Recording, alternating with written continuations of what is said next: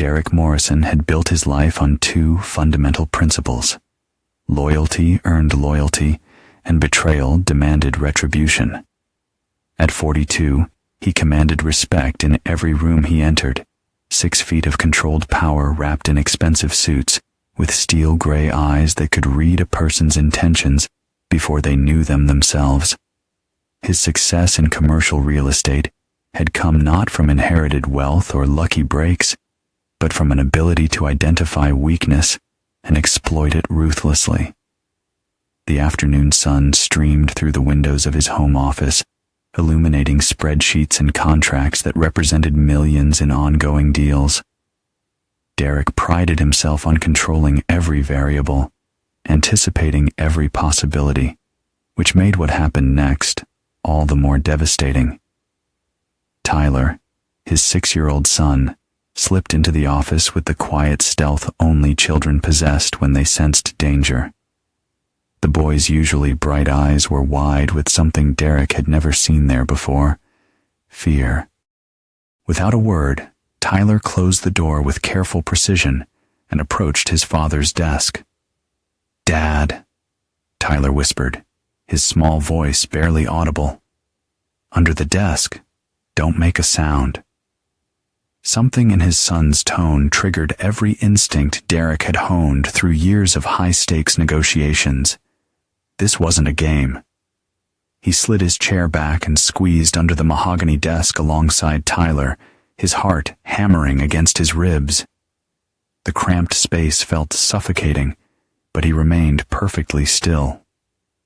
Footsteps echoed in the hallway, Claudia's distinctive click of heels on hardwood, accompanied by heavier, unfamiliar steps. Derek's wife was supposed to be at her book club, the same Wednesday routine she'd maintained for 3 years. The same routine that had never involved bringing anyone home. "The office is at the end of the hall," Claudia's voice carried clearly. "Derek's in Chicago until tomorrow night. We have plenty of time." Derek's blood turned to ice. Chicago. He'd canceled that trip 2 days ago due to a client emergency, something Claudia knew perfectly well since she'd been irritated about their dinner reservations being wasted. "You sure he won't be back early?" The man's voice was deep, confident. "I'd hate to have an awkward conversation with your husband about property values." Claudia laughed, a sound Derek had once found musical, but now recognized as practiced deception. "Trust me, Derek's predictable as clockwork. Besides, he's so buried in work lately, he wouldn't notice if I redecorated the entire house." Tyler's small hand found Derek's arm, squeezing gently. The child's instincts had been right. This was dangerous territory, but not in the way Tyler understood. The footsteps moved past the office toward the master bedroom. Derek heard the door close, followed by Claudia's laughter again, more intimate this time. His hands clenched into fists, every muscle coiled with barely contained rage. But Derek Morrison wasn't a man who acted on impulse. Fury was a tool, not a master. As the sounds from down the hall made his son press closer to him in confusion, Derek's mind began to work with cold precision. Claudia thought she was playing a game where only she knew the rules. She was about to learn how wrong she was. After what felt like hours, but was probably 30 minutes, the voices moved back toward the front of the house. Derek caught fragments. Plans for next week. Complaints about Derek's long hours. Intimate jokes he wasn't meant to hear. The front door closed, and Derek waited another 10 minutes before emerging from under the desk. Tyler looked up at him with worried eyes. "Dad, are you okay? You look scary." Derek forced his expression into something resembling normalcy and lifted his son onto his lap.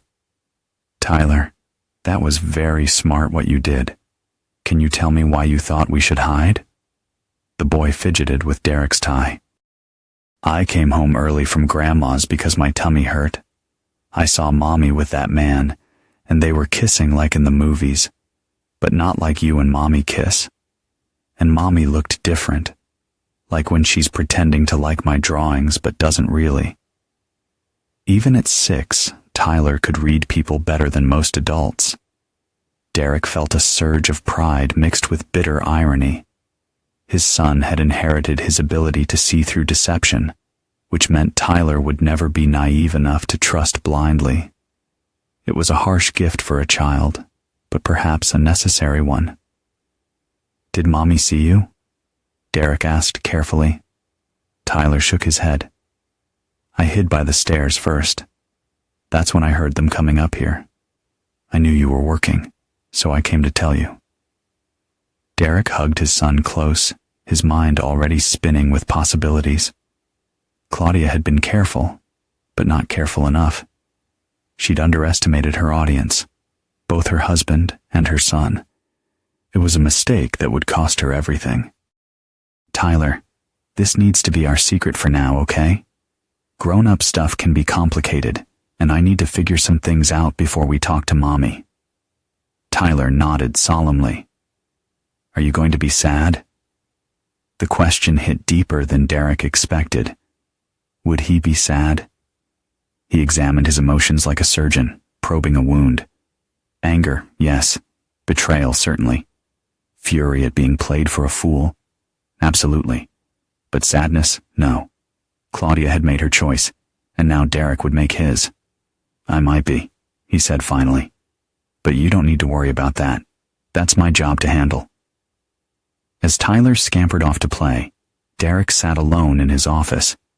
The familiar space now felt like enemy territory. Everything looked the same, but the foundation of his life had just shifted beneath his feet. Claudia thought she was clever, sneaking around behind his back. She had no idea she'd just declared war on someone who had never lost a battle that mattered. Derek opened his laptop and began typing. If Claudia wanted to play games, he'd show her what a master looked like. Derek Morrison had always believed that knowledge was the ultimate weapon, and over the next week, he gathered intelligence with the methodical precision of a general planning a siege. His 20-year marriage to Claudia suddenly felt like ancient history as he examined it with new eyes, looking for the cracks he'd been blind to see. The revelation shouldn't have surprised him as much as it did. Claudia had been distant for months, canceling their dinner dates and finding excuses to avoid family time. Her book club meetings had become more frequent, her phone calls more secretive. She'd started working out obsessively and had bought new clothes, expensive ones that she claimed were for feeling good about herself. All classic signs he'd somehow rationalized away. Derek had met Claudia 15 years ago at a charity gala where she'd been working as an event coordinator. She was stunning, blonde, blue-eyed, with a smile that could light up a room and a laugh that drew people like moths to a flame. She'd seemed genuinely impressed by his success, hanging on his words as he described his latest property acquisitions. Within 6 months, they were married. Looking back now, Derek wondered if he'd ever really known her, or if he'd simply fallen in love with the image she projected. Claudia had always been skilled at being what people wanted her to be. The perfect wife at business dinners, the devoted mother at school events, the sophisticated woman at social gatherings. Perhaps her affair was just another performance, another role she'd decided to play. The man she brought home was easier to identify than Derek had expected.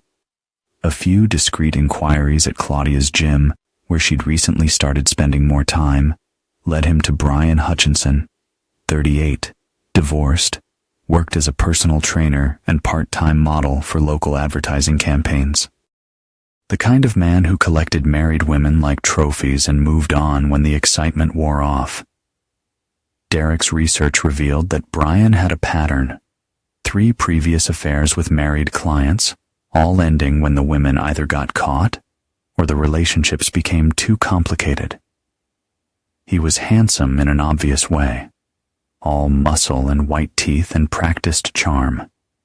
Everything Derek wasn't, which probably made him irresistible to a woman bored with her successful but workaholic husband. But Brian Hutchinson had made one crucial mistake. He'd chosen the wrong man's wife. Derek spent his days maintaining his normal routine, while his evenings were devoted to surveillance. He hired a private investigator, Marcus Webb, a former police detective with a reputation for discretion and thoroughness. Within 72 hours, Marcus had provided Derek with a detailed timeline of the affair. It had been going on for 4 months. They met twice a week at various motels around the city, always on days when Derek was scheduled to be at the office late or traveling. Claudia had even used Derek's business trips as opportunities for overnight encounters, claiming she was visiting her sister in Portland while actually spending weekends with Brian in luxury hotels. The financial records told their own story. Claudia had been using their joint credit card for expenses she thought Derek wouldn't notice. Expensive dinners, hotel rooms, even gifts for Brian. She'd been sloppy, confident in Derek's trust and his habit of leaving household financial management to her. Most damning of all were the text messages Marcus had managed to retrieve. Claudia's phone records revealed hundreds of messages between her and Brian, filled with intimate details about their relationship and cruel jokes about Derek's obliviousness. One message in particular burned itself into Derek's memory. "He's so focused on his deals, he wouldn't notice if I moved Brian into the guest room. Sometimes I think he loves those contracts more than he loves me." The bitter irony was that Claudia might have been right. Derek had thrown himself into work with increasing intensity over the past year, partly to provide for his family, but also to avoid dealing with the growing distance in their marriage. He'd assumed it was a temporary rough patch, something that would resolve itself once he closed the Henderson development deal or finished the Morrison Plaza project. Instead, his absence had created the perfect opportunity for betrayal. As Derek studied the evidence, a cold clarity settled over him. This wasn't a momentary lapse in judgment or a midlife crisis. This was calculated deception carried out with careful planning and complete disregard for their family. Claudia had made her choice deliberately, repeatedly over months. She'd looked at their life together, weighed it against her desires, and found it wanting. Now, Derek would show her the true cost of that decision. The plan began to form in his mind like a building taking shape from blueprints. It would need to be comprehensive, devastating, and absolutely legal. Derek had spent years learning how to destroy his business opponents within the bounds of the law, and those same skills would serve him well now. But first, he needed to secure Tyler's future. Whatever happened between Derek and Claudia, their son was innocent. Derek contacted his attorney, Helen Rodriguez, and began quietly restructuring his assets. If Claudia thought she could take half of everything he'd built, she was about to discover how wrong she was. The custody battle would be vicious, but Derek held significant advantages: his steady income, his involvement in Tyler's life, and most importantly, Tyler's own testimony about what he'd witnessed. Claudia's affair had handed Derek the strongest possible position in any divorce proceeding. As for Brian Hutchinson, Derek had special plans for him. The man thought he was playing a simple game: seduce a wealthy man's wife, enjoy the perks, and move on when things got complicated. Brian had no idea he'd stepped into a trap that Derek was only beginning to construct. By week's end, Derek had assembled a complete picture of his enemies and their weaknesses: Claudia's vanity, her need for social approval, her assumption that Derek would be a passive victim, Brian's pattern of predatory behavior, his financial instability, his dependence on his reputation to maintain his business. They'd given Derek everything he needed to destroy them both. On Friday evening, as Claudia prepared for another book club meeting, Derek watched her apply makeup with new eyes. She was beautiful, he had to admit. But beauty without loyalty was just an attractive shell hiding a rotten core. "Have fun tonight," he said, kissing her cheek with practiced affection.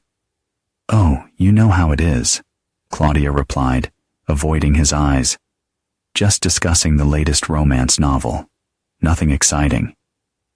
Derek smiled genuinely for the first time in days. "I'm sure it's more interesting than you think." 3 weeks after the discovery, Derek Morrison sat in his office reviewing the final pieces of his plan. Like a chess master examining the board before checkmate, every move had been calculated, every contingency prepared for. Claudia and Brian had no idea they were already trapped in a web of their own making. The beauty of Derek's approach was its elegance. He wouldn't need to fabricate evidence or manipulate situations artificially. His enemies were providing all the ammunition themselves. Derek was simply positioning himself to make the most devastating use of it. The first phase had been information gathering, and Marcus Webb had exceeded expectations. Not only had he documented the affair in exhaustive detail, but he'd uncovered something even more valuable. Brian Hutchinson wasn't just a serial pursuer of married women. He was a con artist with ambitions far beyond simple seduction. Brian had been systematically grooming Claudia for a larger score. The text messages Marcus had retrieved revealed plans that went far beyond a casual affair. Brian was pushing Claudia to convince Derek to invest in a luxury fitness center that Brian claimed to be developing. The proposal looked legitimate, but ultimately it was fraudulent, a sophisticated scheme to separate Derek from a significant portion of his wealth. "Your husband's smart," one of Brian's messages read, "but even smart guys get silly when their wives ask for favors. You're beautiful enough to make him overlook a few red flags." Claudia's responses showed she was fully complicit in the plan. She'd already begun laying the groundwork, mentioning to Derek how impressed she was with Brian's business acumen and suggesting they should meet. The plan was to have Derek accidentally encounter Brian at the gym, where Claudia would facilitate an introduction that would seem natural. Derek felt a cold satisfaction reading these exchanges. They'd handed him the perfect justification for what was coming next. The second phase had been protecting his assets. Helen Rodriguez had worked miracles with the family finances, legally restructuring Derek's holdings through a maze of trusts and corporations that would be nearly impossible for Claudia to touch in a divorce. The family home, ostensibly their most valuable shared asset, was actually owned by one of Derek's companies and leased to them for a nominal fee, a detail buried in paperwork Claudia had never bothered to examine. More importantly, Derek had documented every expense related to Claudia's affair: hotel rooms, dinners, gifts, all paid for with marital funds. In their state's divorce laws, dissipation of marital assets was grounds for significant penalties. Claudia had essentially been taking from herself, but the financial aspects were just groundwork. Derek's real masterpiece lay in the psychological warfare he was about to unleash. The key was understanding his opponent's weaknesses. Claudia craved social status and approval. Her identity was built on being seen as the perfect wife and mother. Brian depended on his reputation as a desirable, successful man to maintain his opportunistic lifestyle. Derek would attack both pillars simultaneously. Phase 3 began with a dinner party.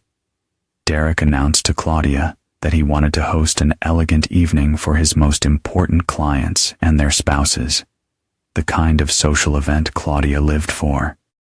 She threw herself into planning with enthusiasm, seeing it as an opportunity to showcase her skills as a hostess. She had no idea Derek had invited several private investigators, family law attorneys, and key members of their social circle specifically to witness what was about to unfold. The guest list was a masterpiece of strategic selection. Derek included the wives of his business partners, women who formed the core of their social group's gossip network. He invited the headmaster of Tyler's private school and several prominent members of their country club. Each person had been chosen for maximum impact when the truth came to light. Claudia suspected nothing. She spent days preparing, hiring caterers and florists, selecting the perfect dress, calling her hairdresser. She even suggested inviting that nice trainer from the gym she'd mentioned before, Brian. "Of course. I thought you two should meet," she said to Derek with practiced casualness. "He's starting his own business, and you might find his ideas interesting." Derek agreed readily, watching Claudia's face light up with the thrill of successfully manipulating him. She had no idea she was walking into an execution. The night of the party, Derek positioned himself perfectly. He'd arranged for Marcus Webb to be working as part of the catering staff, equipped with recording devices, and positioned to capture everything that happened. Legal in their state, with proper disclosure buried in the catering contract Claudia had signed without reading. Claudia was radiant that evening, playing her role as the perfect hostess with theatrical precision. She moved through the crowd with practiced grace, accepting compliments on her appearance and the party's elegance. When Brian arrived, she introduced him to Derek with just the right amount of enthusiasm, enough to seem helpful, not enough to appear suspicious.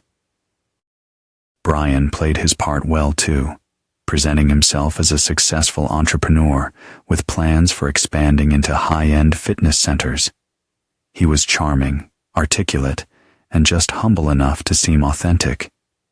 Under different circumstances, Derek might have been impressed by the performance, but Derek had spent 20 years reading people, and he could see the calculation behind Brian's smile, the practiced way he touched Claudia's arm when he thought no one was looking, the subtle signals they exchanged across the room. As the evening progressed, Derek began to plant seeds. Casual comments to the other wives about how much time Claudia had been spending at the gym, offhand remarks about marriage being built on trust and honesty, seemingly innocent observations about how people weren't always what they appeared to be. The other guests, unaware they were part of a larger performance, responded exactly as Derek had predicted. They began to watch Claudia and Brian more closely, noting the familiarity between them, the way they seemed to anticipate each other's movements. By the end of the evening, several people had begun to suspect something, though they couldn't quite identify what. Derek had created the perfect foundation for what was coming next, a room full of witnesses who would remember this night when the truth finally emerged. As the last guest departed, Claudia glowed with satisfaction. "That went perfectly," she said, kicking off her heels. "Everyone was so impressed, and I think you and Brian really hit it off." Derek nodded thoughtfully. "He's certainly interesting. We should definitely explore some business opportunities together." Claudia's smile was triumphant. She thought she'd successfully manipulated Derek into her and Brian's trap. Instead, she'd just lit the fuse on her own destruction. Derek excused himself to his office, ostensibly to review some contracts, but actually to review the footage Marcus had captured. Every interaction between Claudia and Brian was documented in perfect detail. The lingering touches, the whispered conversations, the way they coordinated their movements like dancers following a familiar routine. More importantly, Derek had captured Brian's pitch on video. The fraudulent business proposal was now documented evidence, complete with witnesses who could testify to the circumstances. When Derek was ready to move, he'd have everything needed to pursue criminal charges against Brian for attempted fraud. As Derek sat in his office, studying the evidence of his wife's betrayal one final time before moving to the next phase, he felt no sadness, no regret. Claudia and Brian had made their choices. They had chosen deception over honesty, greed over loyalty, immediate gratification over long-term consequences. Now, Derek would show them what those choices really cost. The trap was set. Tomorrow, he would begin springing it. Derek Morrison had always believed that the most effective traps were the ones that convinced the prey to walk into them willingly. Over the following week, he began implementing the next phase of his plan with the patience of a master strategist who knew that timing was everything. The key was making Claudia and Brian believe they were winning. Derek started by expressing newfound interest in Brian's fitness center proposal. He arranged a meeting at his office, ostensibly to discuss investment opportunities, but actually to gather more evidence of the fraud. Brian arrived dressed in an expensive suit that probably represented a significant portion of his income, armed with glossy brochures and financial projections that looked impressive to the untrained eye. "The luxury fitness market is exploding," Brian explained, spreading documents across Derek's conference table. "High net worth individuals are willing to pay premium prices for exclusive experiences. We're talking about a membership fee of $50,000 per year, with a waiting list that ensures prestige." Derek played his role perfectly, asking probing questions that allowed Brian to elaborate on the fraudulent scheme. The business plan was sophisticated. Property leases that didn't exist, equipment purchases from companies that were shells, operating projections based on completely fabricated market research. Brian had clearly done this before. "The initial investment requirement is $2 million, Brian continued, his confidence growing as Derek seemed increasingly interested. "But the projected returns are extraordinary. We're looking at a 30% profit margin within 18 months.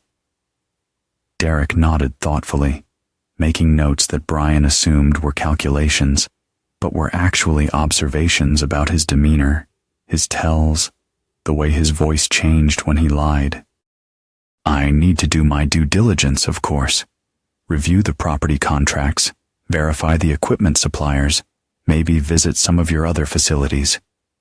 For just a moment, Brian's mask slipped. Derek caught the flash of panic before the smooth smile returned. "Of course, although I should mention we're working under a tight timeline. The property lease has a deadline, and we have other potential investors who are very interested." The classic pressure tactic. Derek smiled inwardly while maintaining an expression of thoughtful concern. "I understand. Claudia mentioned you're quite successful in this field. Perhaps she could show me some of your existing locations." "Actually," Brian said carefully, "I prefer to keep my business and personal relationships separate. Claudia has been helpful in making this introduction, but I think it's better if we handle the business aspects directly." Derek filed that away for later use. Brian was smart enough to try limiting Claudia's direct involvement in the fraud, probably planning to blame everything on miscommunication if the scheme unraveled. But Derek had no intention of letting either of them escape responsibility. The meeting ended with Derek promising to review the materials and get back to Brian within a week. As Brian left, Derek could see the excitement in his eyes. He thought he'd successfully hooked a wealthy mark. That evening, Claudia was unusually attentive, asking about Derek's day and showing interest in his work that had been absent for months. When Derek mentioned his meeting with Brian, her face lit up with carefully controlled enthusiasm. "Oh, how did it go? He seems so knowledgeable about the fitness industry." "Very impressive," Derek replied, watching her reaction. "I'm seriously considering investing. It could be quite lucrative." Claudia's smile was brilliant, and Derek realized with cold clarity that her happiness wasn't about his potential success. It was about the success of her deception. She thought she was manipulating him into making a decision that would benefit her companion while simultaneously taking advantage of her husband. Over the next few days, Derek implemented the psychological component of his plan. He began appearing at the gym where Claudia and Brian typically met, establishing a routine that made their clandestine encounters increasingly difficult. He hired a different personal trainer and made a point of mentioning his new workout schedule to Claudia. The effect was immediate. Claudia became visibly stressed, making excuses to avoid the gym or finding reasons to change her schedule. Derek could see her growing paranoia in the way she checked her phone constantly, the tension in her shoulders, the forced brightness of her smile. Brian, meanwhile, was dealing with his own pressure. Derek had begun making inquiries about Brian's business references, ostensibly as part of his due diligence, but with the real goal of alerting Brian's previous victims to his presence in the city. 3 women had already contacted Derek, sharing stories of investment scams and emotional manipulation that painted a clear picture of Brian's methods. But Derek's masterstroke came when he arranged for Tyler to spend more time at home. Derek began working from his home office more frequently, creating an environment where Claudia and Brian could never be certain of their privacy. Tyler, still keeping their secret, would often appear at unexpected moments, his presence a constant reminder of the risk Claudia was taking. The stress began to show in Claudia's behavior. She became snappish with Tyler, impatient with Derek, and increasingly careless about maintaining her facade. She started drinking more wine at dinner, staying up late on her phone, and making excuses to leave the house that became increasingly transparent. Derek documented everything: the financial records of her increased alcohol purchases, photographs of her leaving the house at odd hours, recordings of phone conversations where she could be heard arguing with someone, presumably Brian, about timing and being more careful. The final element of this phase was social pressure. Derek began inviting friends and business associates to impromptu gatherings, ensuring that Claudia was constantly in situations where she had to perform the role of the devoted wife, while knowing that Derek was potentially closing a business deal with her lover. The strain was enormous. Derek could see it in the way Claudia's hands shook slightly when she served drinks, in the brittle quality of her laughter, in the way she avoided meeting his eyes during conversations about trust and loyalty. Brian was faring no better. Derek's investigation had spooked him enough that he'd begun pushing Claudia to accelerate their timeline. The pressure was causing cracks in their relationship, with both of them beginning to blame the other for the increased risk and diminishing opportunities. Derek received confirmation that his strategy was working when Marcus Webb reported overhearing a heated argument between Claudia and Brian in the parking lot of a restaurant across town.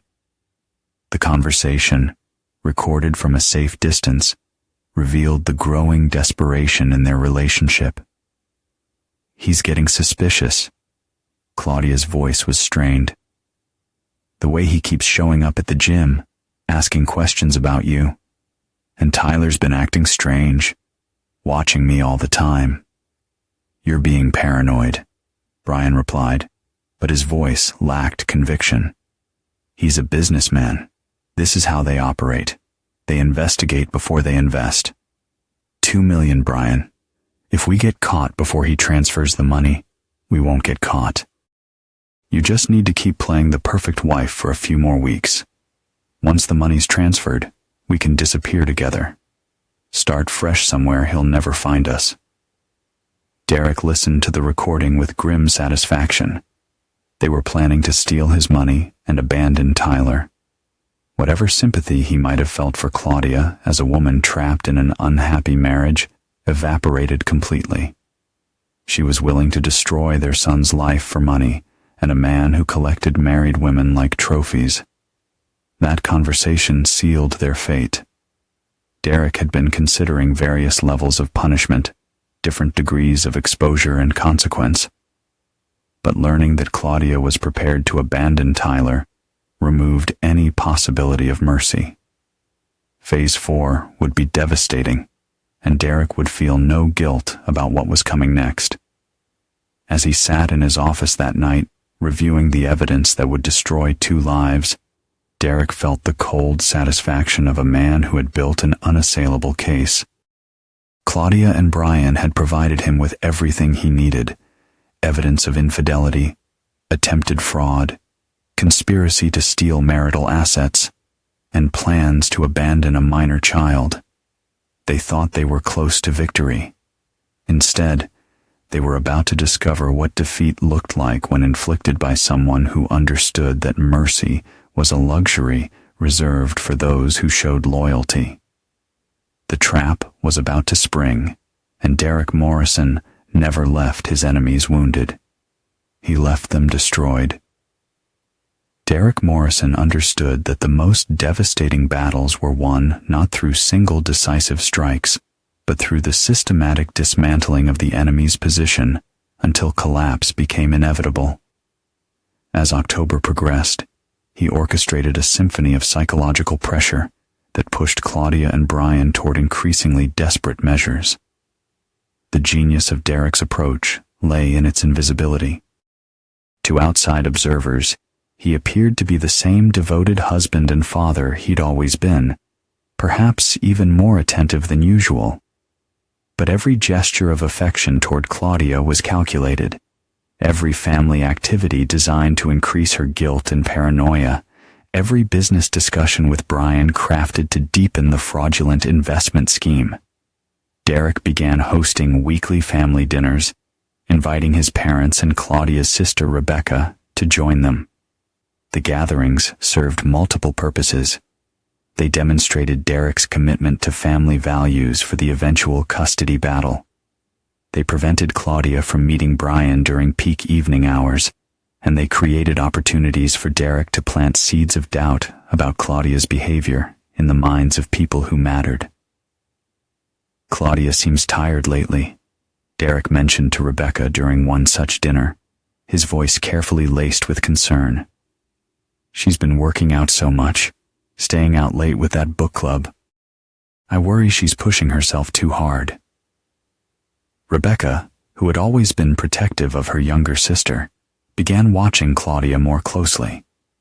She noticed the tension, the way Claudia jumped when her phone buzzed, the forced quality of her interactions with Derek and Tyler. When Rebecca tried to discuss it privately with Claudia, she was met with defensive anger that only increased her suspicions. Meanwhile, Derek continued his elaborate courtship of Brian's investment proposal. He arranged for increasingly detailed meetings, bringing in his financial advisor and attorney to review the materials.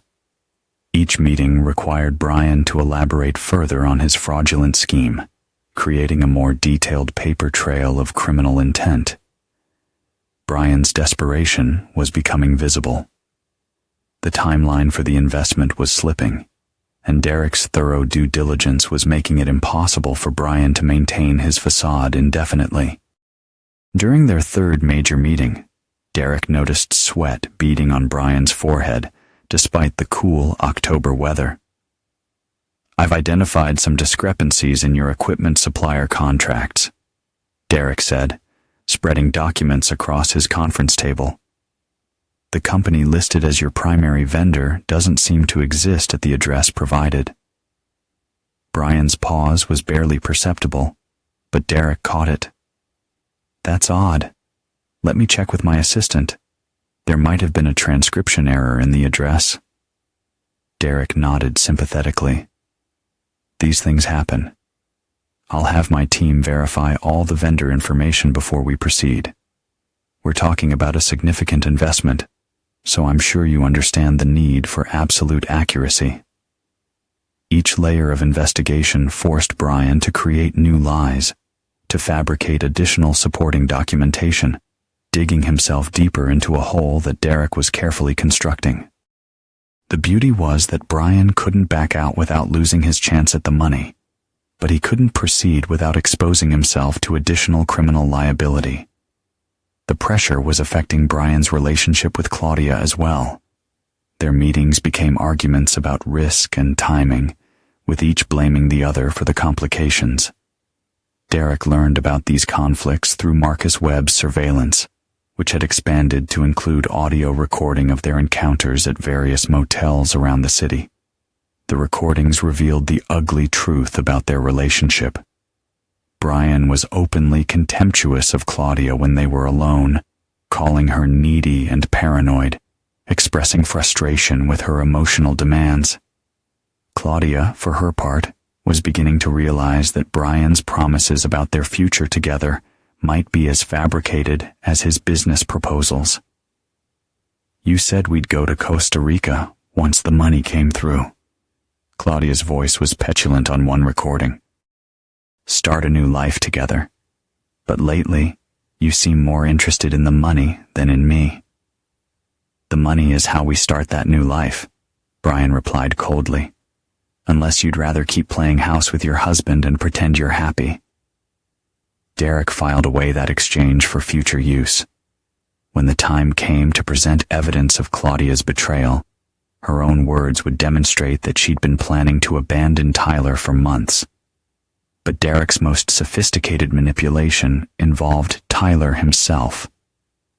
Without revealing the truth about what they'd witnessed together, Derek began spending more quality time with his son, creating positive memories that would help Tyler through the difficult period ahead. They went to baseball games, built model airplanes, and had long conversations about loyalty and trust. "Dad?" Tyler asked one evening as they worked on a particularly complex model. "Why do some people break promises?" Derek considered his answer carefully. "Sometimes people make promises they don't really mean to keep. They want something so badly that they'll say anything to get it, even if they know they're not telling the truth." Tyler nodded solemnly. "That's not fair to the people who believe them." "No, it's not. That's why it's important to be careful about who you trust, and to remember that actions matter more than words." These conversations served dual purposes. They prepared Tyler for the emotional trauma that was coming, while simultaneously building a record of Derek's involvement in his son's moral education. Any custody evaluator would see Derek as the stable, present parent who prioritized his child's well-being. As November approached, Derek implemented the final phase of his psychological campaign.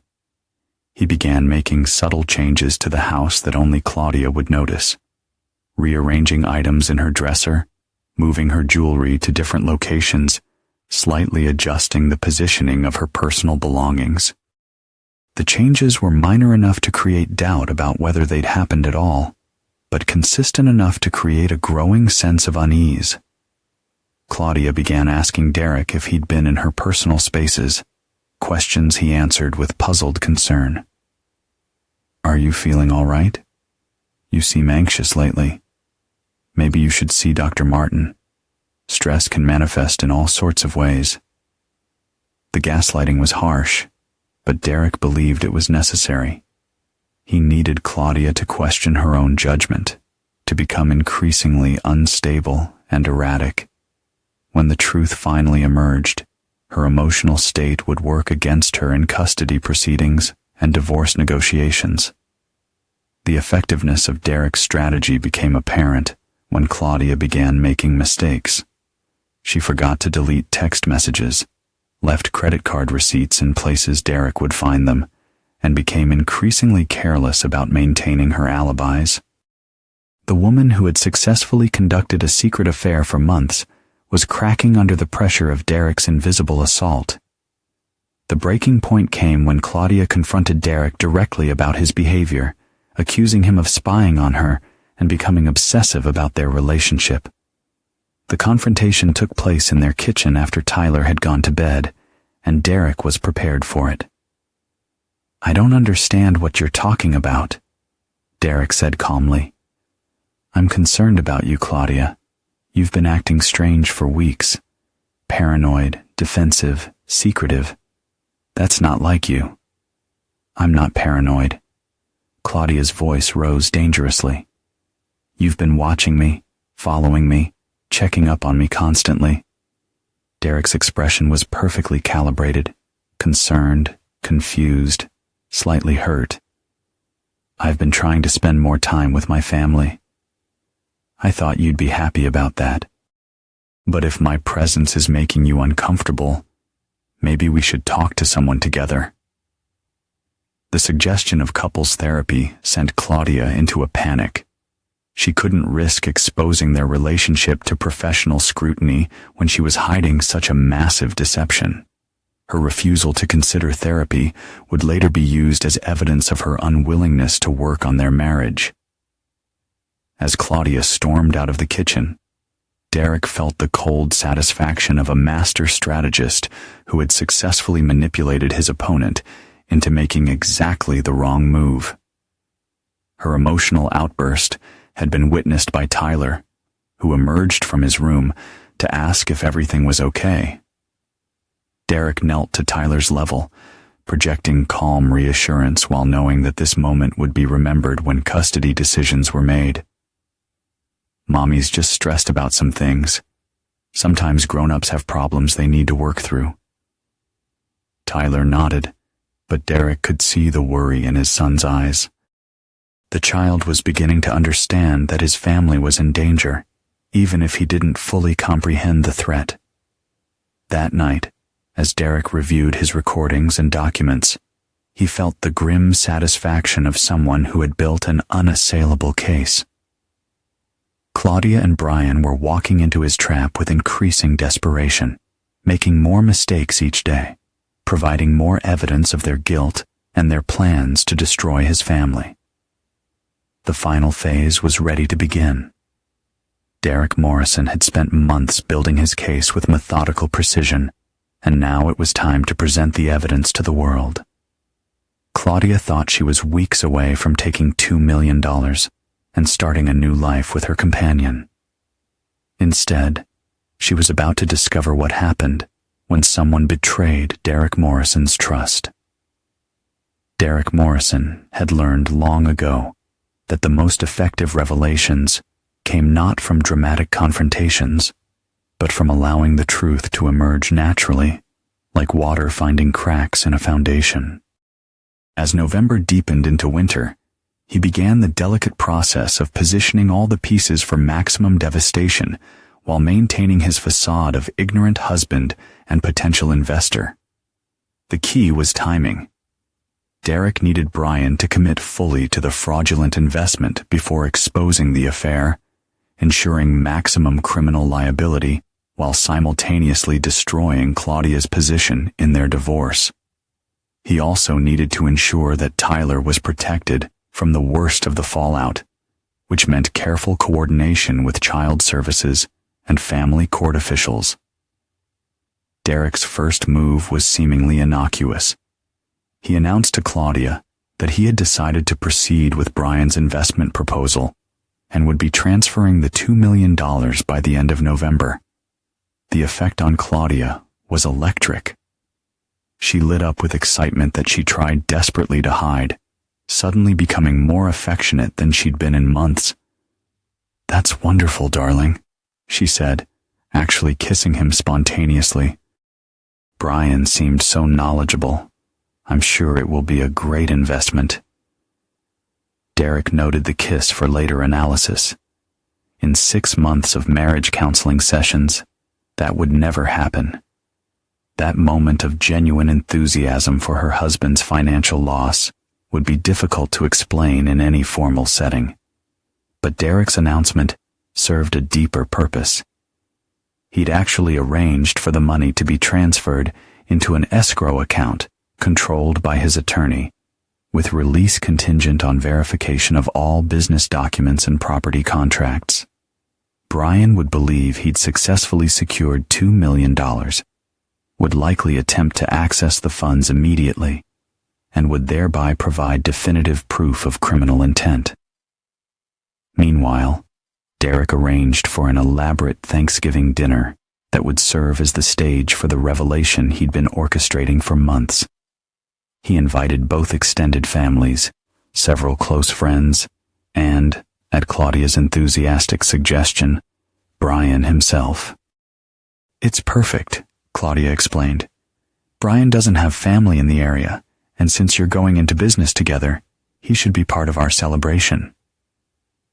Derek agreed readily, knowing that Brian's presence at their family gathering would make the eventual revelation even more devastating. The contrast between the warm family atmosphere and the ugly truth would create maximum impact. Claudia threw herself into planning the dinner with manic energy. Clearly viewing it as a celebration of her successful manipulation, she hired professional caterers, bought expensive wine, and decorated their home with obsessive attention to detail. Derek watched her preparations with cold fascination, knowing that she was essentially decorating for her own downfall. 3 days before Thanksgiving, Derek received the call he'd been waiting for. Brian had attempted to access the escrow funds, providing bank routing information and demanding immediate transfer. When Derek's attorney explained that the money was contingent on document verification, Brian became increasingly agitated, eventually threatening legal action if the funds weren't released immediately. The recorded phone conversation was perfect evidence of criminal intent. Brian's desperation, his threats, his complete inability to provide legitimate documentation, all captured in his own words for later use in court. But Derek wasn't finished. He arranged a final meeting with Brian, ostensibly to resolve the documentation issues, but actually to gather the last pieces of evidence he needed. The meeting took place in Derek's office, with hidden cameras recording every word. "I'm concerned about these discrepancies," Derek said, spreading fabricated documents across his desk. "My attorney found several irregularities that need to be addressed before we can release the funds." Brian's mask finally slipped completely. "What kind of irregularities?" "Everything was verified before we signed the initial agreement. Well, for instance, the property ownership documents don't match the county records, and these equipment invoices, the serial numbers don't exist in the manufacturer's database." Derek watched Brian's face cycle through confusion, anger, and finally desperate calculation. The man was realizing that his carefully constructed fraud was unraveling, but he'd committed so deeply that backing out would be almost as damaging as being exposed. "There must be some mistake," Brian said finally. "Let me contact my associates and get updated documentation." Derek nodded sympathetically. "Of course, but I should mention that my attorney has suggested involving the authorities if we can't resolve these issues. Investment fraud is a serious matter, and he wants to protect both of us from any potential liability." The threat hit Brian like a physical blow. Derek could see the exact moment when Brian realized he'd been played, when the confident predator understood that he'd become prey. But by then, it was too late. Brian had already committed multiple felonies, and Derek had every conversation, every document, every criminal act documented in exquisite detail. The meeting ended with Brian promising to provide clarification by Thanksgiving Day, a promise they both knew he couldn't keep. That evening, Derek observed Claudia's behavior with clinical interest. She was clearly communicating with Brian about the meeting, her face cycling through worry, anger, and desperate planning. Derek could see her struggling with the realization that their scheme might be failing, but unable to abandon it without losing everything she'd invested in the relationship. The stress was destroying her ability to maintain her facade. She snapped at Tyler over trivial issues, drank too much wine at dinner, and spent hours on her phone having whispered conversations that she thought Derek couldn't hear. Derek documented everything, building a comprehensive picture of a woman whose priorities had become completely distorted. Her behavior toward Tyler alone would be damaging in custody proceedings. The recordings showed a mother more concerned with her companion's problems than her own child's well-being. On Thanksgiving morning, Derek implemented the final phase of his plan. He contacted Marcus Webb and arranged for comprehensive surveillance of the holiday dinner, ostensibly for family documentation, but actually to capture the moment when the truth emerged. He also alerted his attorney, Helen Rodriguez, to be available for emergency legal filings. The dinner began perfectly. Both families gathered in Derek's elegantly decorated home, sharing stories and expressing gratitude for their blessings. Claudia played the perfect hostess. Brian charmed the guests with his practiced social skills, and Derek maintained his role as the successful patriarch surrounded by loved ones. Tyler, still keeping their secret, watched the proceedings with the solemn intensity of a child who sensed that important events were unfolding. Derek had prepared his son as much as possible without revealing the full truth, explaining that some grown-up problems might need to be discussed soon. As the meal progressed, Derek began introducing subtle elements of tension. He mentioned his business relationship with Brian, expressing enthusiasm about their investment partnership. He talked about trust and loyalty in relationships, closely observing how both Claudia and Brian reacted to the themes. He made casual references to marriage counseling and the importance of honesty in family relationships. The psychological pressure was enormous. Derek could see both of his targets becoming increasingly uncomfortable, their conversation forced, their smiles brittle. Several family members began to notice the tension, asking if everything was all right. The breaking point came when Derek's father, a retired judge with sharp instincts for human behavior, made an observation that cut too close to the truth. "Claudia seems anxious tonight." He turned to Brian. "And you, young man, look like someone who's carrying the weight of the world."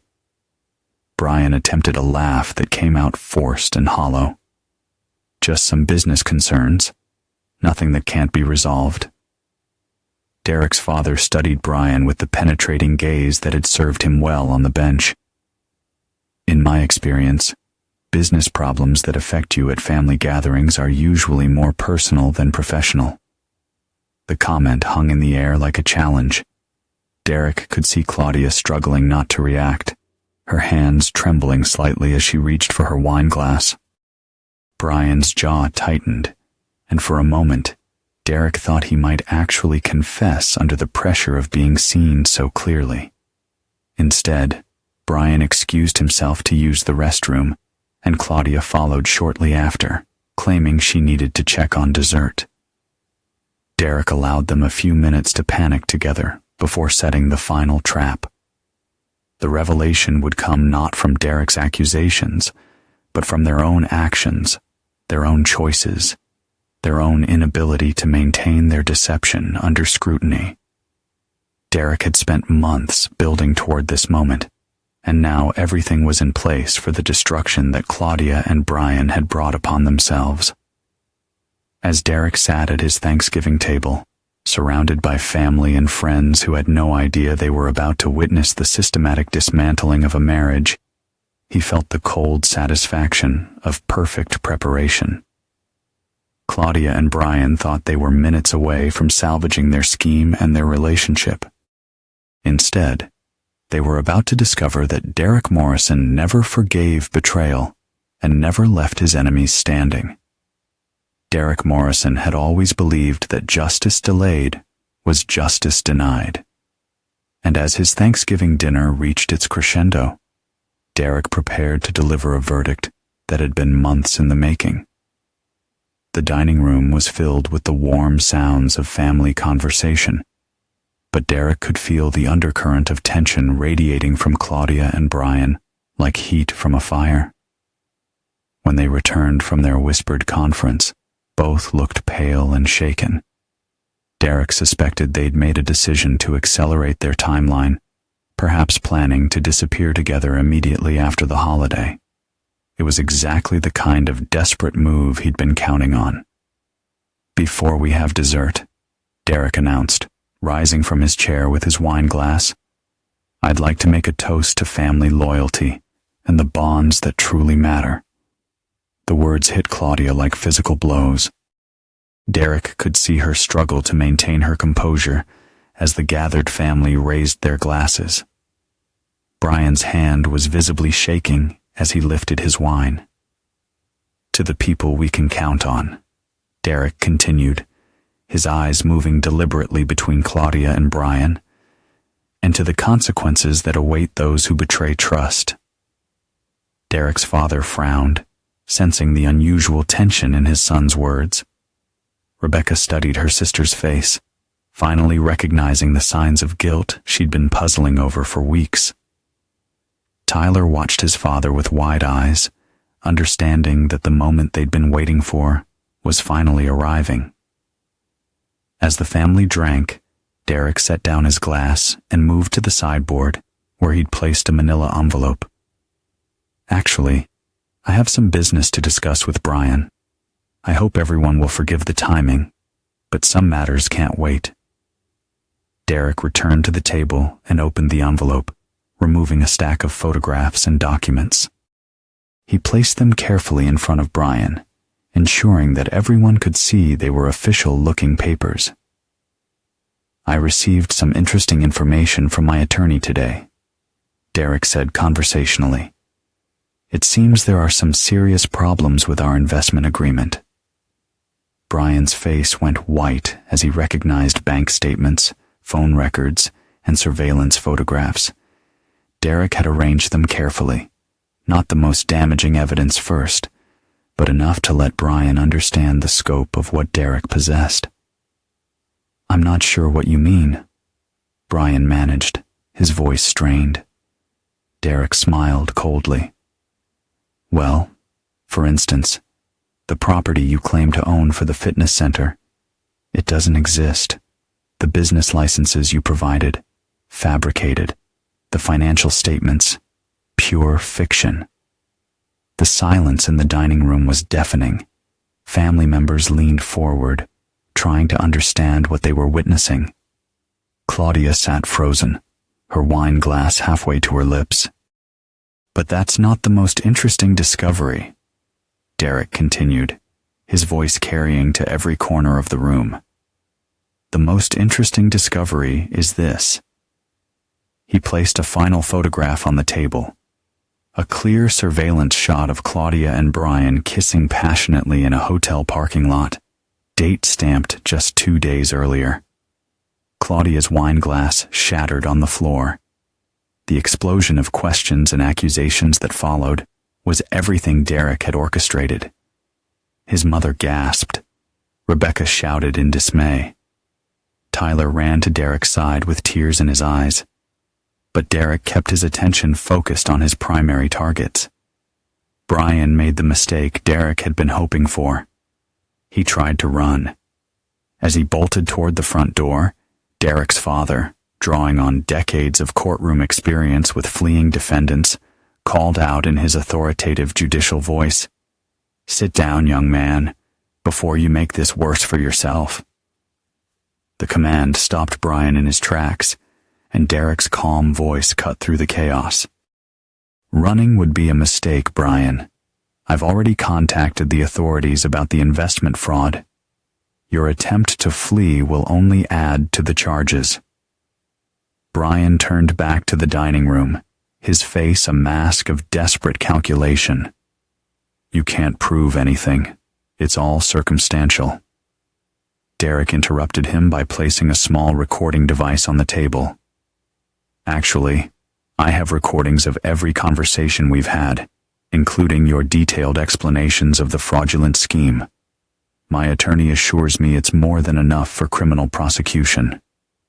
The recording device was the final psychological blow. Brian collapsed into his chair, finally understanding that he'd been systematically trapped by someone who planned 3 moves ahead of his opponents. Claudia found her voice at last, but only to reveal the depth of her selfishness. Derek, please let me explain. It's not what it looks like. It's exactly what it looks like, Derek replied, his voice carrying absolute finality. 6 months of infidelity, conspiracy to commit fraud, and plans to abandon our son for money, and a man who collects married women like trophies. Derek's father leaned forward, his judicial instincts taking over. Son, what exactly are we dealing with here? Derek opened the manila envelope fully, revealing the complete scope of his evidence. Investment fraud, attempted theft of marital assets, infidelity, and conspiracy. I have financial records, surveillance footage, recorded conversations, and testimony from 3 of Brian's previous victims. As Derek systematically presented the evidence, the family watched in stunned silence. The photographs documented the affair in painful detail. The financial records showed Claudia using marital funds to support her relationship with Brian. The recorded conversations revealed their plans to take Derek's money and disappear together.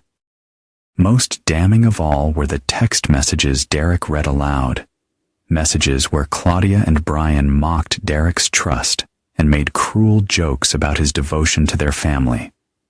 The contrast between the devoted wife Claudia had pretended to be and the calculating woman revealed in her own words was devastating. My God, Claudia, Rebecca whispered, staring at her sister in horror. How could you do this to Derek, to Tyler? But Claudia's response revealed everything Derek had suspected about her true nature. Instead of remorse or shame, she showed only anger at being caught. You don't understand what it's like being married to someone who loves his work more than his family. I felt invisible in my own home.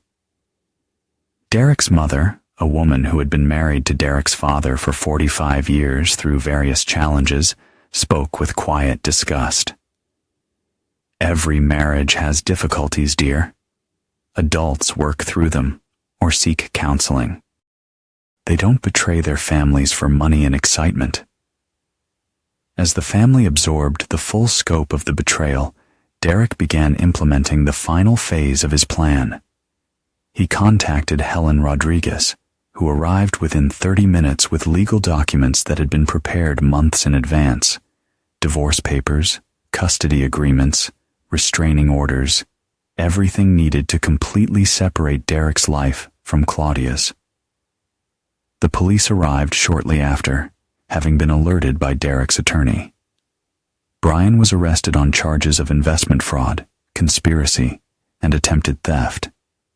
The evidence Derek had assembled was so comprehensive that the prosecutor would later describe it as one of the most well-documented financial crime cases he'd ever seen. Claudia was not arrested, but she was served with divorce papers and a restraining order that required her to leave the family home immediately.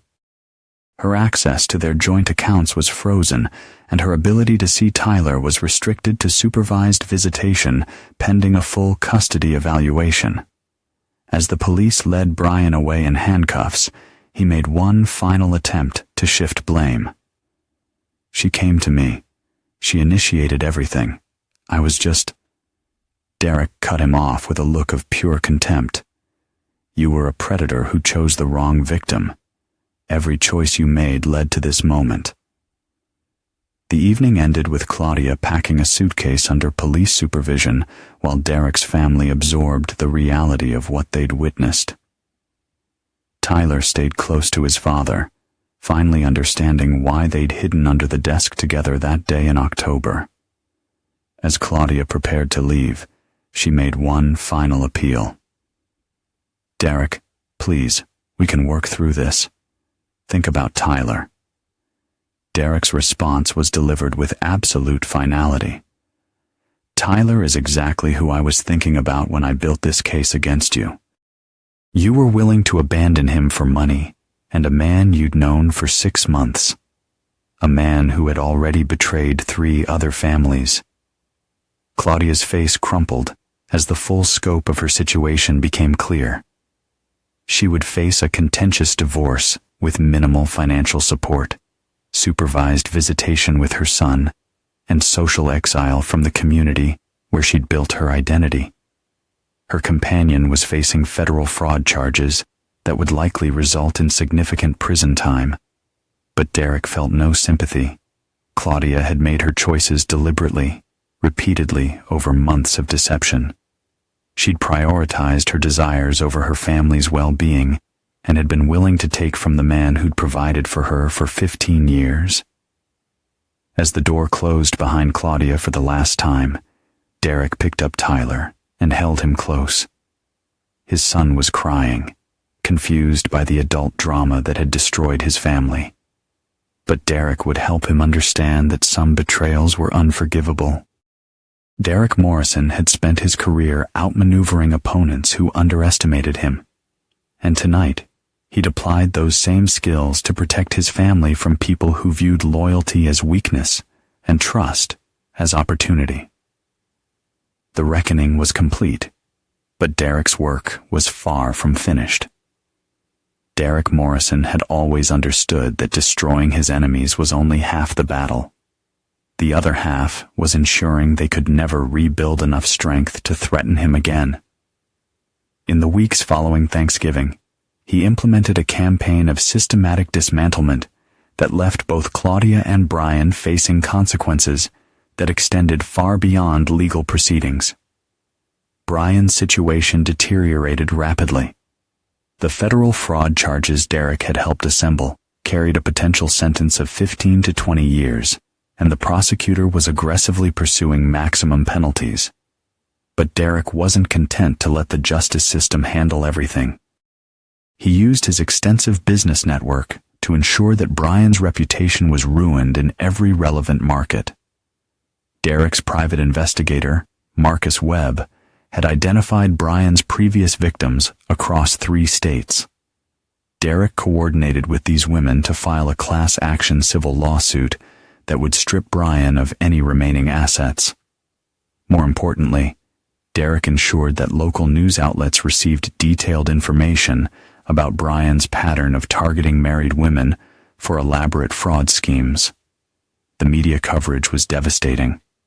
Brian's photograph appeared in newspapers and television reports as the face of romance fraud, a predator who seduced married women as part of elaborate investment scams. The publicity made it impossible for Brian to work in the fitness industry or any field requiring client trust. But Derek's most effective weapon against Brian was psychological.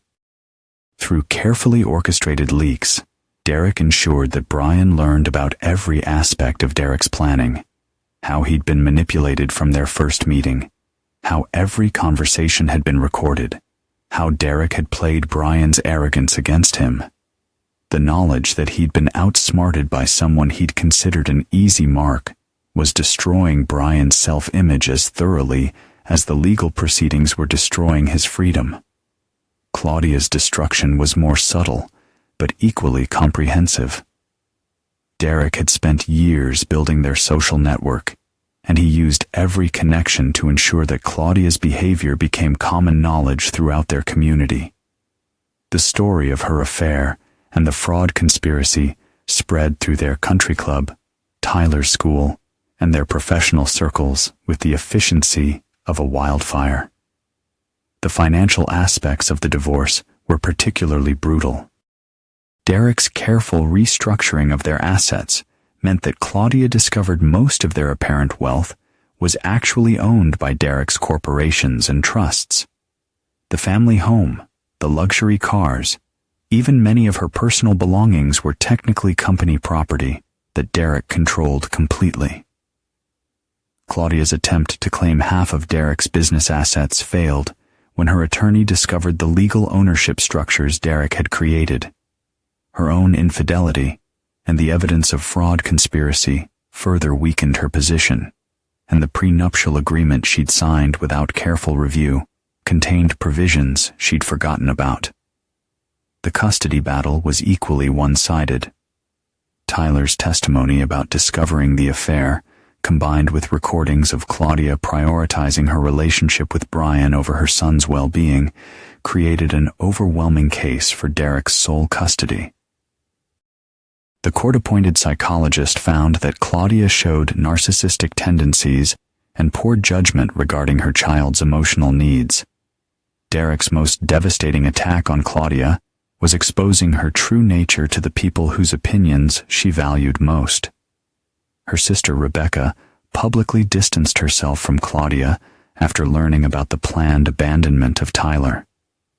Claudia's parents, prominent members of their church community, were horrified by the evidence of their daughter's deception and fraud conspiracy.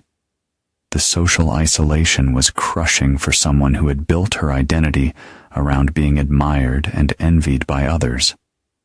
Claudia found herself excluded from social events, dropped from charitable boards, and avoided by former friends who didn't want to be associated with scandal. But Derek's masterpiece was ensuring that Claudia understood exactly how thoroughly she'd been outmaneuvered. Through Helen Rodriguez, Derek sent Claudia a detailed timeline showing how he manipulated every aspect of their relationship from the moment Tyler alerted him to the affair. She learned about the surveillance, the recorded conversations, the way Derek had used her own vanity and greed to trap her. The psychological impact was devastating. Claudia realized that for months, while she thought she was manipulating Derek, he had been systematically documenting her every betrayal and building an unassailable case against her. The woman who had prided herself on her ability to deceive others discovered she'd been completely transparent to someone who understood manipulation better than she ever could. Derek received regular reports about both of his former adversaries through Marcus Webb's continued surveillance. Brian had developed severe depression and anxiety. Unable to cope with the realization that his carefully cultivated image as a successful manipulator had been completely shattered, he'd attempted to contact his previous victims, seeking some kind of reconciliation. But Derek had prepared them for this possibility, and their unified rejection destroyed Brian's last hope of rebuilding his self-image. Claudia's deterioration was more gradual, but equally complete. Cut off from the social status and financial security that had defined her life, she was working as a receptionist at a medical clinic and living in a modest apartment across town. Her supervised visits with Tyler were awkward and painful, as her son struggled to understand why his mother had been willing to abandon him for a stranger. The most satisfying reports came from observing how the stress had affected the relationship between Claudia and Brian. Faced with the reality of their situation, their romantic delusions had evaporated completely. Brian blamed Claudia for being too obvious and attracting Derek's suspicion. Claudia blamed Brian for being too greedy and pushing for the investment fraud that had exposed them both. Their final confrontation, recorded by Marcus Webb in the parking lot of the courthouse where Brian's criminal trial was being held, revealed the ugly truth about their relationship. When stripped of the excitement of deception and the fantasy of stolen wealth, they had nothing but mutual recrimination and contempt. "You destroyed my life," Claudia screamed at Brian. "I had everything, a beautiful home, financial security, respect in the community. Now I have nothing because of your foolish scheme." Brian's response was equally bitter. "You came to me, remember? You were the one who was bored with your perfect life, who wanted excitement and danger. Don't blame me because you weren't wise enough to play the game without getting caught." Derek watched the recording with cold satisfaction. They were destroying each other more effectively than he ever could, each refusing to accept responsibility for their choices, each blaming the other for consequences they brought upon themselves. As winter progressed, Derek focused on rebuilding his life with Tyler. His son was resilient, as children often are, but Derek ensured he received counseling to process the trauma of his family's destruction. More importantly, Derek made sure Tyler understood that his mother's choices were not his fault, and that Derek's love for him was unconditional. The house felt lighter without Claudia's presence. Derek redecorated Tyler's room, created a home office that felt welcoming rather than utilitarian, and established new family traditions that belonged to just the two of them. Tyler responded positively to the stability and attention, his grades improving, and his natural cheerfulness returning. Derek also began to rebuild his social life, attending community events and professional gatherings where his handling of the situation had enhanced rather than damaged his reputation. The consensus among his peers was that Derek had acted with admirable restraint and intelligence when faced with devastating betrayal. But Derek's greatest satisfaction came from the knowledge that his adversaries were learning a lesson that would stay with them for the rest of their lives. Betraying Derek Morrison's trust carried consequences that extended far beyond what most people could imagine or survive. As he tucked Tyler into bed one December evening, Derek reflected on the events that had transformed their lives. He felt no regret about the thoroughness of his revenge. Claudia and Brian had made their choices with full knowledge of the harm they were causing. They'd been willing to destroy a child's family for money and excitement, and Derek had simply ensured they faced appropriate consequences.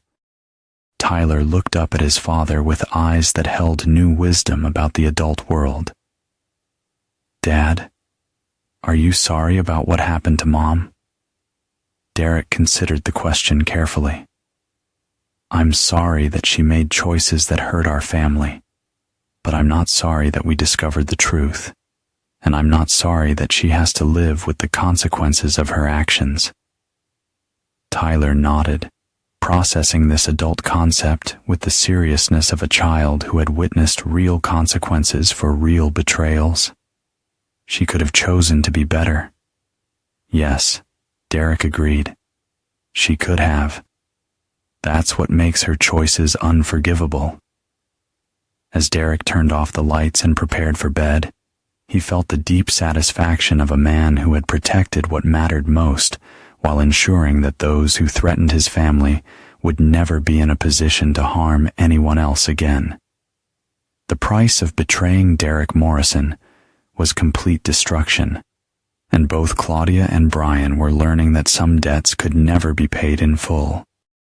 6 months after that devastating Thanksgiving dinner, Derek Morrison stood in his home office, reviewing the final reports on his former adversary's complete downfall. Feeling the cold satisfaction of perfect justice executed with surgical precision, the spring morning light streaming through his windows illuminated documents that told the story of 2 lives systematically destroyed by their own choices and Derek's relentless pursuit of consequences. Brian Hutchinson had been sentenced to 18 years in federal prison after pleading guilty to multiple counts of fraud, conspiracy, and racketeering.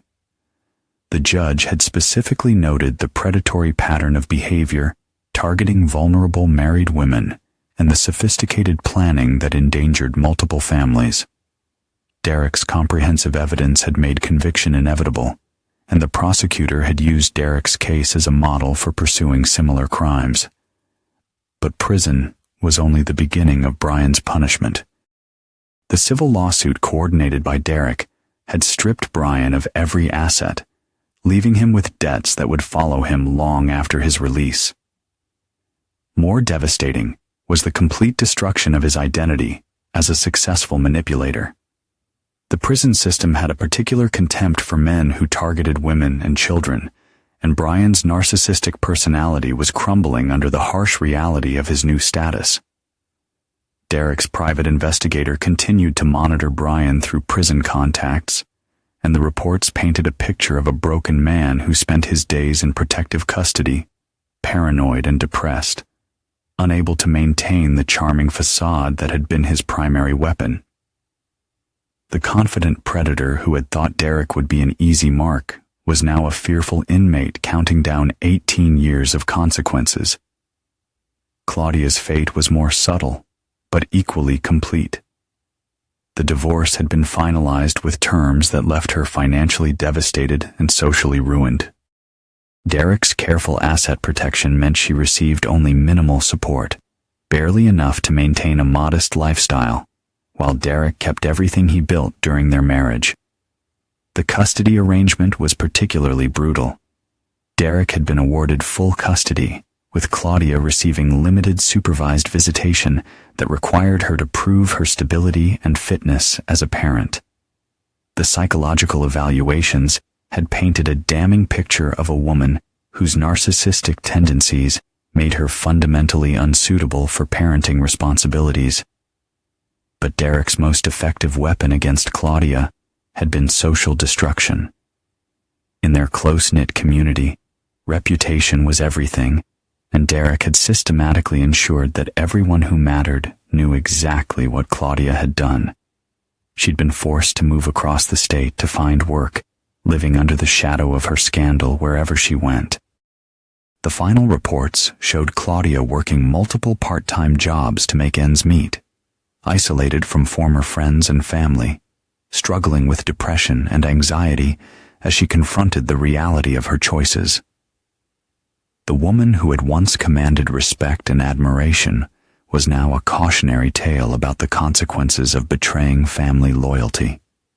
Most importantly for Derek, Tyler was thriving. His son had responded well to counseling and was excelling in school, sports, and social activities. The stability of Derek's sole custody had provided Tyler with the security he needed to process his trauma and move forward. Derek had been careful to never speak negatively about Claudia in Tyler's presence, allowing his son to form his own conclusions about his mother's character based on her actions. Tyler's relationship with Claudia during their supervised visits was cordial, but distant. At 7 years old, Tyler understood that his mother had chosen to leave their family for someone else, and that understanding had created a protective emotional distance. Derek had ensured Tyler received therapy to process these complex feelings, but he also made sure Tyler understood that loyalty and trust were earned through consistent actions, not demanded through blood relations. Derek had also rebuilt his personal life with careful deliberation. He'd begun dating Sarah Mitchell, a family law attorney who understood the complexities of his situation and respected the fierce protectiveness he showed toward Tyler. Sarah was everything Claudia hadn't been: genuinely intelligent, professionally accomplished, and absolutely trustworthy. Their relationship developed slowly with Tyler's well-being as the primary consideration. Sarah understood that she was dating a man who had learned painful lessons about trusting too easily, and she earned her place in their lives through patience, consistency, and genuine care for Tyler's happiness. The contrast between Sarah and Claudia was stark in every way that mattered. Where Claudia had been beautiful but shallow, Sarah was attractive but substantive. Where Claudia had been charming but manipulative, Sarah was warm and honest. Where Claudia had seen Derek's success as something to exploit, Sarah respected his achievements while building her own career. Derek's business had also flourished in the aftermath of his personal crisis. His handling of the situation had enhanced his reputation among his professional peers, who saw his methodical approach to protecting his family as evidence of the same strategic thinking that made him successful in business. Several major clients had specifically requested Derek's services after learning how he'd managed his personal crisis. But Derek's greatest satisfaction came from the knowledge that his former adversaries understood exactly how thoroughly they'd been defeated. Through various channels, both Claudia and Brian had learned about Derek's planning, about how he'd manipulated their arrogance and greed to trap them completely. The knowledge that they'd been played by someone they'd considered an easy mark was destroying their self-image more effectively than any external punishment. Derek had received word through his attorney that Claudia had attempted to apologize and seek some kind of reconciliation, but Derek's response had been swift and final. Claudia Morrison made her choices with full knowledge of their consequences. She chose deception over honesty, greed over loyalty, and selfishness over family. There is no conversation to be had with someone who was willing to abandon their child for money and excitement. The message sent through Helen Rodriguez was clear. Derek would never forgive, never forget, and never provide Claudia with any opportunity to cause further harm to their son. As Derek reviewed the final chapter of his response, he felt no regret about the thoroughness of his actions. Claudia and Brian had declared war on his family, and Derek had simply ensured they faced appropriate consequences. Their current suffering was entirely the result of choices they'd made freely and repeatedly over months of calculated deception. Tyler appeared in the doorway of Derek's office, dressed for their Saturday morning baseball practice. At 7, he was already showing signs of Derek's analytical intelligence and strong moral compass, but with a warmth and openness that Derek was careful to nurture and protect. "Dad, are you ready to go?" Tyler asked, shouldering his baseball bag with practiced efficiency. Derek closed the files on his former adversaries and turned his full attention to his son. "Absolutely. How's your batting stance coming along?" As they walked to the car together, Tyler looked up at his father with the direct gaze that reminded Derek so much of himself. "Dad, do you think Mom will ever understand why what she did was wrong?" The question showed Tyler's growing maturity and his need to understand the adult world he'd been forced to witness. Derek considered his answer carefully, knowing it would shape Tyler's understanding of accountability and consequences. "Understanding requires accepting responsibility for your actions," Derek said finally. "Some people are more interested in making excuses than learning from their mistakes. Your mother chose to blame other people for the consequences of her choices, which means she probably won't learn from them." Tyler nodded seriously. "So, she might hurt other people the same way." Derek felt a surge of pride at his son's moral reasoning. It's possible. That's why it's important to choose the people you trust very carefully, and to remember that actions matter more than words. As they drove toward the baseball field, Derek reflected on the lessons Tyler was learning from this experience. His son was developing a sophisticated understanding of loyalty, trust, and consequences that would protect him throughout his life.